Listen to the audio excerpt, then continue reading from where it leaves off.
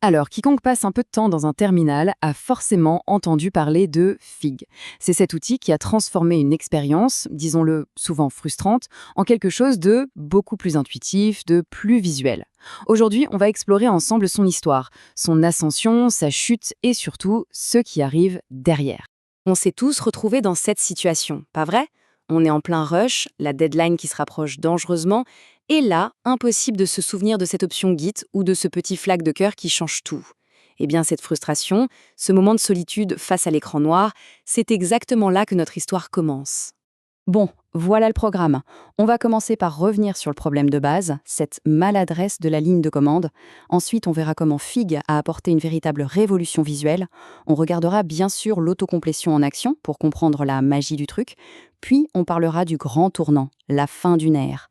Et enfin, on se posera la question qui fâche. Et maintenant, on fait quoi? La ligne de commande, c'est un peu le couteau suisse du développeur. On est d'accord?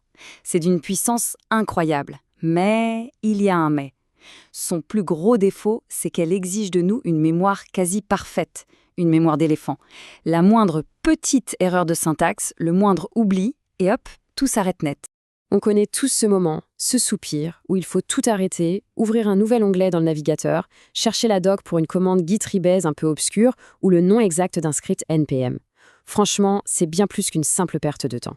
C'est ce qu'on appelle une rupture de flow, ce moment de concentration intense qui est si difficile à retrouver.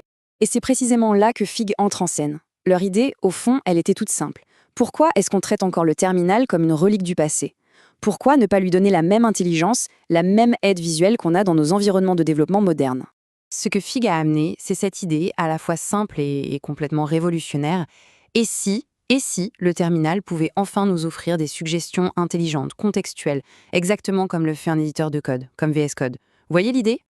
Mais attention, Fig, c'était bien plus que la simple autocomplétion. D'abord, il y avait le support natif pour tous les outils qu'on utilise au quotidien. Git, Docker, Kubernetes, NPM. Ensuite, il y avait ce système de spécification open source qui permettait à n'importe qui dans la communauté de contribuer et d'enrichir l'outil. Et enfin, on pouvait même gérer nos propres raccourcis, notre configuration perso via les .files. Bref, c'était un véritable écosystème. Bon, assez de blabla. Pour vraiment comprendre pourquoi Fig a séduit autant de monde, le mieux, c'est encore de le voir en action. C'est là que la magie opère. Ok, prenons un exemple tout simple. On veut inspecter une image Docker. Normalement, qu'est-ce qu'on fait? On tape Docker Inspect et après, il faut aller chercher l'ID de l'image, le copier, puis le coller. Pas très fluide. Maintenant, avec Fig, au moment même où on finit de taper Docker Inspect, paf, une petite fenêtre s'ouvre avec la liste de toutes les images locales. On n'a plus qu'à choisir, plus besoin de chercher, de copier, de coller. Le gain de temps, il est évident, oui. Mais le vrai truc, le vrai bénéfice, c'est de ne jamais quitter son terminal, de rester dans sa bulle de concentration. Allez, un autre exemple avec Git. On veut regarder le log d'un commit bien précis.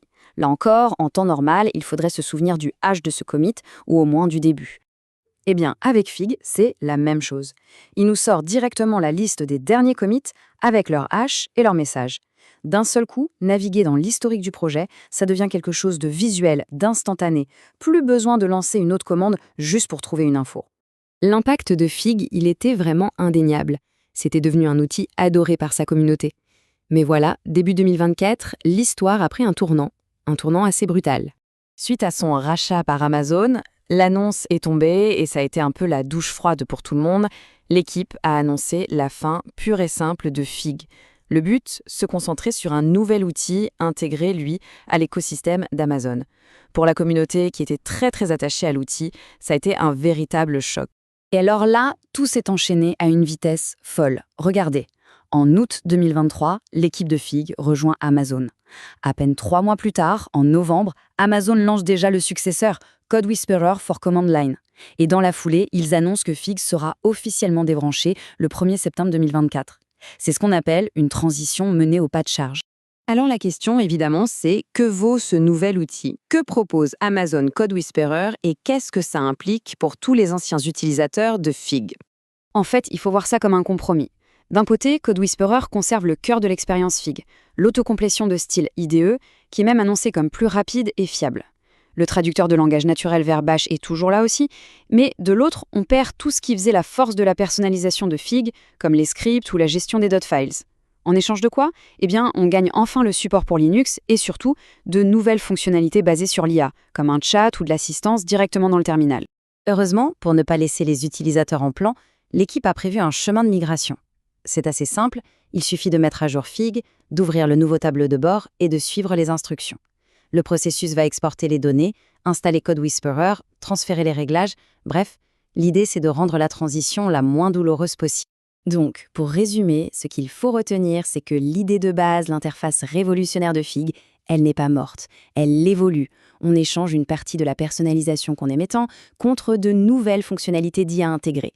La mission reste de simplifier la ligne de commande, mais la philosophie, elle, change du tout au tout. On passe d'un outil qu'on pouvait façonner à sa main à un assistant intelligent piloté par l'IA d'Amazon.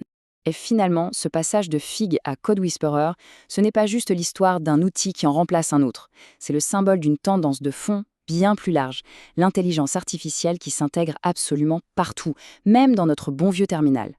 Et ça soulève une vraie question. Est-ce qu'on est en train de gagner un assistant super puissant ou est-ce qu'on est en train de perdre un peu le contrôle de nos outils? C'est une question ouverte et je crois que seul l'avenir nous le dira.